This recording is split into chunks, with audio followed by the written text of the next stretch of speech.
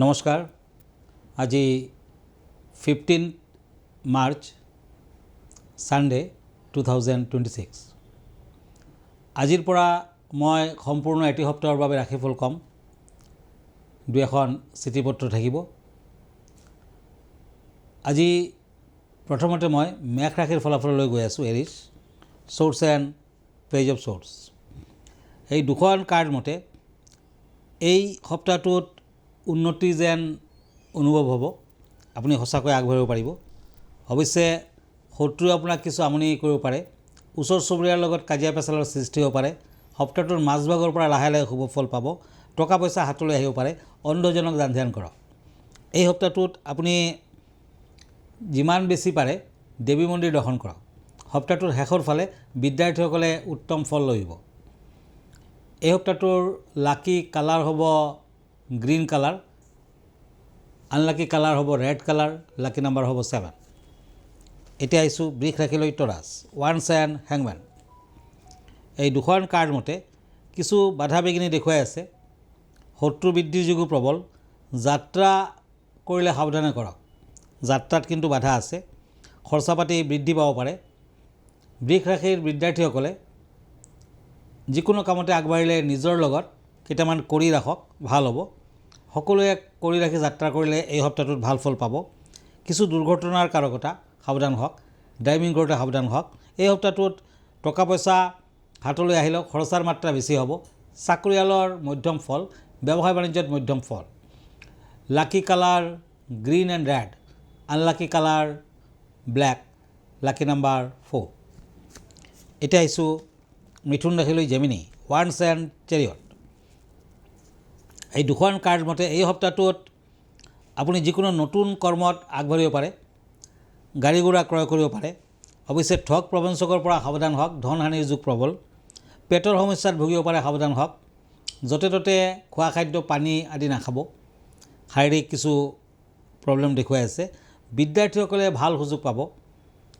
যদি আপুনি নিবনুৱা, এই সপ্তাহটোত ইণ্টাৰভিউ আদি থাকিলে আপুনি আগবাঢ়িব পাৰে, ভাল ফল আহিব। এই সপ্তাহটোত অবিবাহিতা কন্যাৰ বিয়া বাৰুৰ যোগাযোগ আহিব। প্ৰেমত শুভ ফল দেখুৱাই আছে। Lucky colour red and orange, unlucky colour ash colour, lucky number 6। এতিয়া আহিছোঁ কৰ্কট ৰাশিলৈ। কেঞ্চাৰ, ওৱান্স এণ্ড কাপছ। এই দুখন কাৰ্ড মতে কৰ্কট ৰাশিৰ জাতক জাতিকাসকলে স্বাস্থ্য পাতিৰ ক্ষেত্ৰত সাৱধান হওক। বিভিন্ন সমস্যা থাকিব। জ্বৰ, চৰ্দি, কাহ আদিত ভুগিব পাৰে। কৰ্কট ৰাশিৰ জাতক জাতিকাসকলে এই সপ্তাহটোত শিৱলিংগ দৰ্শন কৰক, শিৱৰ পূজা পাতল কৰক, ভাল হ'ব। এই সপ্তাহটোত বিদ্যাৰ্থীসকলে শুভ ফল পাব। কৰ্কট ৰাশিৰ প্ৰেমিক প্ৰেমিকাসকলে কিছু বাধা পাব। কাজিয়া পেচাল থাকিব। বিয়া বাৰুৰ ক্ষেত্ৰত বাধা আছে। নতুন ব্যৱসায় বাণিজ্য আৰম্ভণি কৰিব পাৰে। সপ্তাহটোৰ শেষৰ ফালে আপুনি যদি পাৰ্টনাৰশ্বিপ ব্যৱসায়ত আগবাঢ়ে, শুভ ফল আহিব। আৰু লোহাৰ বেপাৰীয়ে শুভ ফল পাব। এই সপ্তাহটোৰ শেষৰ ফালে আপুনি শিৱ পাৰ্বতীৰ মন্দিৰ দৰ্শন কৰক, ভাল হ'ব। Lucky colour off white, unlucky colour black colour, lucky number 7। ধন্যবাদ। মনত ৰাখিব, এই সপ্তাহটোত নৱৰাত্ৰি আৰম্ভণি হ'ব। আৰু নৱৰাত্ৰি সম্পৰ্কে কেইবাখন চিঠি আছে, মই এখন চিঠি লৈছোঁ। এখেতে লিখিছে, নৱৰাত্ৰিত চাকি গছি প্ৰতিষ্ঠাৰ নিয়মখিনি ক'ব নেকি, আৰু কেতিয়াৰ পৰা নৱৰাত্ৰি আৰম্ভণি হ'ব? হয়, নৱৰাত্ৰি মানে দেৱী দুৰ্গা বাসন্তীৰ পূজা। শাৰদীয়া সময়ত আমি দুৰ্গা পূজা বুলি কওঁ। এই সময়ত বাসন্তী দেৱীৰ পূজা হয়, একে দুৰ্গা পূজা। এই বছৰটোৰ 19 মাৰ্চৰ পৰা, অহা 19 মাৰ্চৰ পৰা কণ্টিনিউৱাছলি 26 মাৰ্চলৈ পূজা চলি থাকিব। এইবাৰ নৱৰাত্ৰি 8 দিনৰ, সাধাৰণতে 9 দিনৰ হয়, এইবাৰ 8 দিনৰ। অষ্টমী আৰু নৱমী তিথি একেদিনা পৰিছে, 26 তাৰিখে। বাসন্তী পূজা এই বছৰটোত 24, 25, 26 আপুনি পালন কৰিব পাৰে। 19 মাৰ্চ পুৱা ভাগত 6:52 পৰা আৰম্ভ হ'ব। 7:43 মিনিটৰ ভিতৰত আপুনি চাকি গছি ঘট আদি প্ৰতিষ্ঠা কৰিব পাৰে। তেতিয়া ভাল ফল দিব। হিন্দু পঞ্জিকা অনুযায়ী প্ৰতি বছৰ চ'ত মাহৰ শুক্লপক্ষৰ প্ৰতিপদ তিথিত চৈত্ৰ নৱৰাত্ৰিৰ পূজা পাতলৰ আৰম্ভণি হয়। দেৱী বাসন্তীৰ পূজা পাতলৰ আৰম্ভণি হয়। এই সময়ছোৱাত দেৱীৰ 9টা ৰূপ, শৈলপুত্ৰীৰ পৰা একেবাৰে সিদ্ধিদাত্ৰীলৈ দেৱীৰ 9টা ৰূপৰ পূজা পাতল কৰা হয়।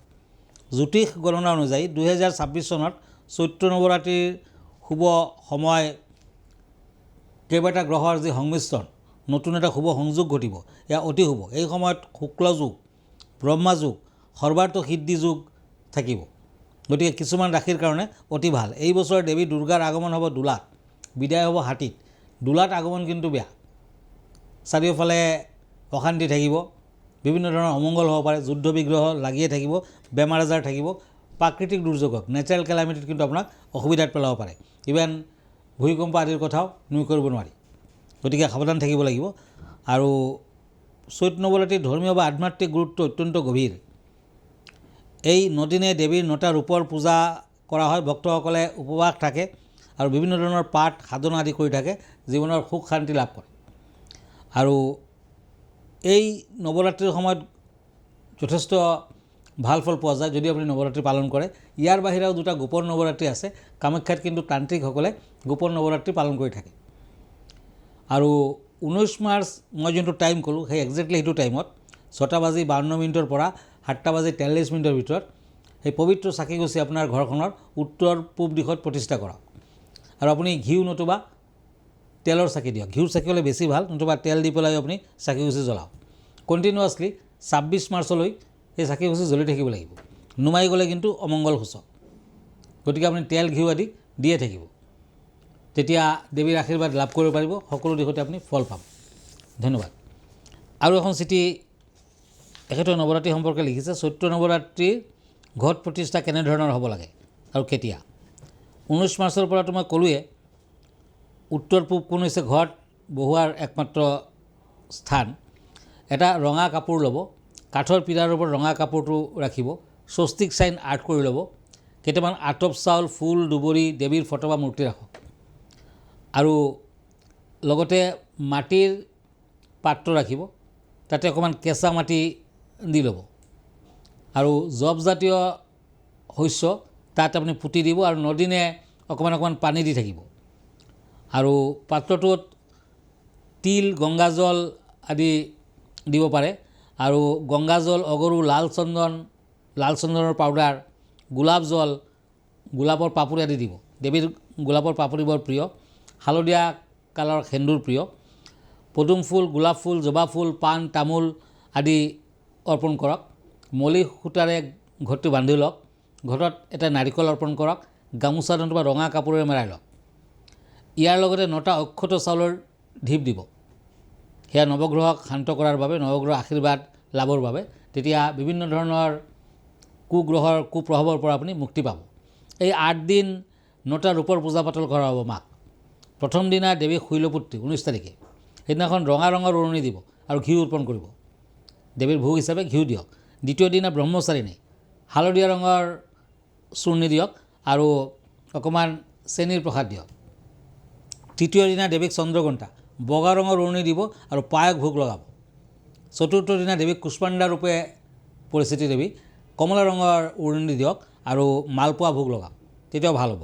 ঠিক তেনেকুৱা পঞ্চম দিনা গোলাপীয়া ৰঙৰ উৰণি দিব পাৰে, কলৰ ভোগ লগাওক। সপ্তম দিনা আকাশী ৰঙৰ উৰণি দিব, গুড়ৰ ভোগ লগাব। ঠিক তেনেকুৱা সপ্তমীৰ দিনা অষ্টমীৰ দিনা মহাগৌৰী, দেৱীক মহাগৌৰী হিচাপে পূজিত কৰা হয়।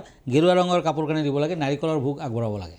আৰু একেবাৰে শেষৰ দিনা দেৱীক সিদ্ধিদাত্ৰী ৰূপে পূজা পাতল কৰা হয়। মেৰুণ ৰঙৰ কাপোৰ নতুবা চূৰ্ণি দিয়ক আৰু কল, তিল আদি ভোগ হিচাপে অৰ্পণ কৰক। এই 8 দিন কোনো ধৰণৰ চাউল বা ঘিউজাতীয় দ্ৰব্য আপুনি ইউজ নকৰিব। পাৰিলে লঘোণত থকাকৈ ৰাতি অকণমান ফল মূল খাব পাৰে আৰু তেনেকুৱাকৈ আপুনি কৰি যাওক। আৰু সেই পবিত্ৰ চাকিগছিৰ লগতে ঘটৰ লগত জ্বলাই ৰাখিব লাগিব। দেৱীৰ আশীৰ্বাদ নিশ্চয় লাভ কৰিব পাৰিব।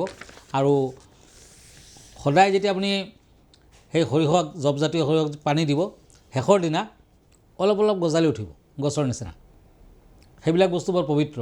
আপুনি যদি দশমীৰ দিনা হালধীয়া ৰঙা সূতাৰে অপৰাজিতা মূলৰ সৈতে সেই বস্তুবিলাক নিজৰ সোঁ হাতত বান্ধে, তেতিয়া বিভিন্ন ধৰণৰ বিপদ আপদৰ পৰা আপুনি মুক্তি পাব। ধন্যবাদ, নমস্কাৰ। এতিয়া আকৌ আহিছোঁ ৰাশিফললৈ। এতিয়া সিংহ ৰাশি, কাপছ এণ্ড পেণ্টাকলছ। এই দুখন কাৰ্ড মতে প্ৰাপ্তিৰ যুগ দেখুৱাইছে। সপ্তাহটোত প্ৰাপ্তি হ'ব। সপ্তাহটোত শনি পূজা কৰক, ভাল হ'ব। পাৰ্টনাৰশ্বিপ ব্যৱসায় নকৰিব, তেতিয়া কিছু অশুভ। অৱশ্যে এনে ব্যৱসায় বাণিজ্যত বেয়া নহয়। বিবাহিতা নাৰীৰ কিছু অশুভ ফল দেখুৱাইছে। সন্তানৰ বাবে চিন্তা থাকিব। সপ্তাহটোৰ শেষৰ ফালে কিছু শুভ হ'ব, বিদ্যাৰ্থীসকলে শুভ ফল পাব, প্ৰেম প্ৰীতিত অশুভ, বিয়া বাৰুৰ ক্ষেত্ৰত বাধা আছে। Lucky number 9, lucky colour red, unlucky colour ash colour. এতিয়া আহিছোঁ কন্যা ৰাশিলৈ, চ'ৰ্চ এণ্ড নাইট অফ ওৱান্স। এই দুখন কাৰ্ড মতে এই সপ্তাহটোত আপুনি কিছু শুভ ফল আশা কৰিব পাৰে। অৱশ্যে ভাল বেয়া থাকিব, কিন্তু মাজেৰে আপুনি আগবাঢ়িব পাৰিব। নতুনকৈ যদি কিবা ব্যৱসায় বাণিজ্যৰ আৰম্ভণি কৰিব খুজিছে সপ্তাহটোত কৰিব পাৰে। লাকি ষ্ট'ন হিচাপে আপুনি এটা ব্লেক ষ্ট'ন মধ্যমাত ধাৰণ কৰক, বৰ এটা দামী ষ্ট'ন নহয়, নতুবা ক'লা ৰঙৰ সূতাডালত 9টামান গাঁঠি দি লওক আৰু সোঁ হাতত ধাৰণ কৰক, নিশ্চয় ফল পাব। এই সপ্তাহটোত বিদ্যাৰ্থীসকলে মধ্যম ফল লভিব। কেছ মামলা মকদ্দমা থাকিলে আপুনি জয়ী হ'ব পাৰিব। এই সপ্তাহটোত বিয়া বাৰুৰ ক্ষেত্ৰত বাধা থাকিলে আঁতৰিব, প্ৰেম প্ৰীতিত শুভ ফল। আৰু সপ্তাহটোৰ একেবাৰে শেষৰ 2টা দিন ড্ৰাইভিং নকৰিব। Lucky colour green colour, unlucky colour golden colour, lucky number 4। তুলা ৰাশি লিব্ৰা, পেজ অফ ওৱান্স এণ্ড পেণ্টাকলছ। এই দুখন কাৰ্ড মতে চাকৰিয়ালসকলে আৰু ব্যৱসায় বাণিজ্যৰ ক্ষেত্ৰত আগবাঢ়িব পাৰিব। বিভিন্ন ধৰণৰ বাধা বিঘিনি থাকিলেও আপুনি দেহাৰ ফালেদি কিছু শুভ ফল লাভ কৰিব পাৰিব। পুৰণা বেমাৰ আজাৰ থাকিলে নাশ হ'ব। আৰু এই সপ্তাহটোত টকা পইচা হাতলৈ আহিব। নতুন ব্যৱসায় বাণিজ্যৰ আৰম্ভণি কৰিব পাৰিব। বিদ্যাৰ্থীসকলে শুভ ফল পাব।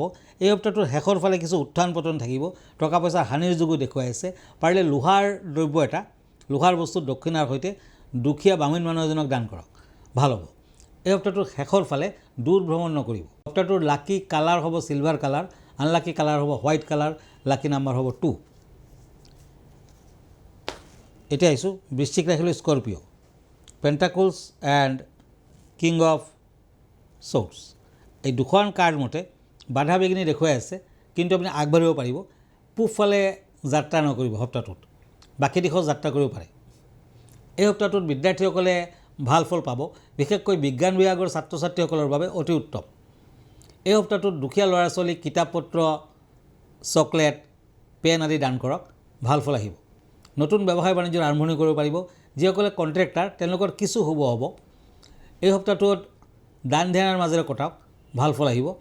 সপ্তাহটোৰ মাজভাগৰ পৰা স্বাস্থ্য পাতিত কিছু অৱনতি, সৰু সুৰা দুৰ্ঘটনাৰ যোগ দেখায়।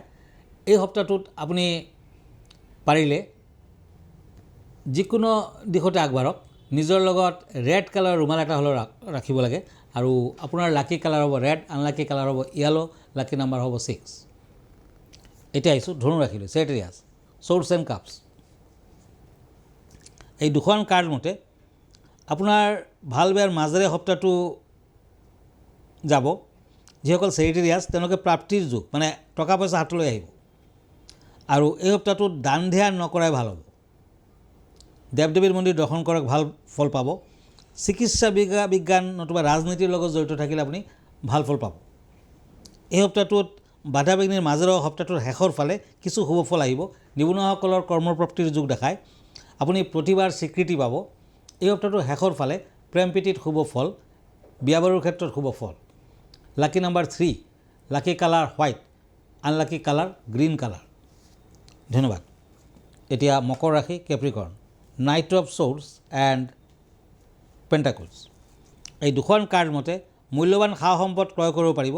সপ্তাহটোৰ মাজভাগৰ পৰা কোনোবাই আপোনাক মূল্যৱান বস্তু দান কৰিব পাৰে, দান ধ্যান কৰিব পাৰে। কৰ্মচিন্তা আপোনাৰ উন্নত হ'ব। নতুন কৰ্মত হাত দিব পাৰিব। অৱশ্যে আপুনি সফলতা পাব, সফলতাৰ যুগ দেখুৱাই আছে। বিদ্যাৰ্থীসকলে তেনে ভাল ফল নাপায়। এই সপ্তাহটোত দূৰ ভ্ৰমণ নকৰিব, বিশেষকৈ পশ্চিম দিশ একেবাৰেই বৰ্জনীয়। সপ্তাহটোৰ শেষৰ ফালে টকা পইচা হাতলৈ আহিব। গোল্ডেন কালাৰ লাকি, ৰেড কালাৰ আনলাকি, লাকি নাম্বাৰ 7। এতিয়া আহিছোঁ কুম্ভ ৰাশিলৈ, একুৰিয়াছ, টেম্পাৰেন্স এণ্ড এজ অফ শ্বৰ্টছ। এই দুখন কাৰ্ড মতে সপ্তাহটোত মাংগলিক কৰ্ম নকৰিব। সূৰ্য দেৱতাক ৰেগুলাৰলি অৰ্ঘ্য দিয়ক, ভাল হ'ব। বাধা বিঘিনিৰ মাজেৰে আপুনি লাহে লাহে আগবাঢ়িব পাৰিব। এই সপ্তাহটোত বিদ্যাৰ্থীসকলে উত্তম ফল লভিব। আপুনি যদি কমাৰ্চৰ ষ্টুডেণ্ট আৰু বেছি ভাল ফল আশা কৰিব পাৰে। এই সপ্তাহটোত ব্যৱসায় বাণিজ্যত মধ্যম ফল, চাকৰিয়ালৰ মধ্যম ফল, কিন্তু নিবনুৱাসকলে ভাল ফল পাব। এই সপ্তাহটোত আপুনি যদি খাদ্যদ্ৰব্যৰ ব্যৱসায় কৰিছে তেতিয়া কিছু শুভ ফল আশা কৰিব পাৰে। অইন দিশত সিমান শুভ নহয়। সপ্তাহটোৰ শেষৰ ফালে প্ৰেম প্ৰীতিত অতি শুভ ফল দেখুৱাই আছে। বিয়া বাৰুৰ ক্ষেত্ৰত শুভ ফল পাব। লাকি কালাৰ হ'ব গোল্ডেন কালাৰ, চিলভাৰ কালাৰ আদি। লাকি নাম্বাৰ হ'ব 3, আনলাকি কালাৰ হ'ব হোৱাইট কালাৰ। এতিয়া মীন ৰাশি ছৰ্ডছ এণ্ড কাপছ, এই দুখন কাৰ্ড মতে হানি বিঘিনিৰ যুগ দেখুৱাই আছে। মান সন্মানতো কিছু হানি হ'ব পাৰে। বিদ্যাৰ্থীসকলে উত্তম ফল লহিব। এই সপ্তাহটোত ড্ৰাইভিং কৰোঁতে সাৱধান হওক। মংগলবাৰ দিনটোত ড্ৰাইভিং নকৰিব। পাৰিলে তামৰ আঙুঠি এটা পিন্ধক, ৰিং ফিংগাৰত পিন্ধক, ভাল ফল পাব। প্ৰযুক্তিবিদ্যাৰ লগত যদি আপুনি জড়িত হৈ আছে, আপুনি যদি ইঞ্জিনিয়াৰ টেকনিকেল লাইনত আছে, তেতিয়া কিন্তু ফল পাব, ভাল হ'ব। এই সপ্তাহটোত ব্যৱসায় বাণিজ্যত মধ্যম ফল। অৱশ্যে প্ৰতিভাৰ স্বীকৃতি পাব। টকা পইচা হাতলৈ আহিলেও খৰচাৰ মাত্ৰা বেছি হ'ব।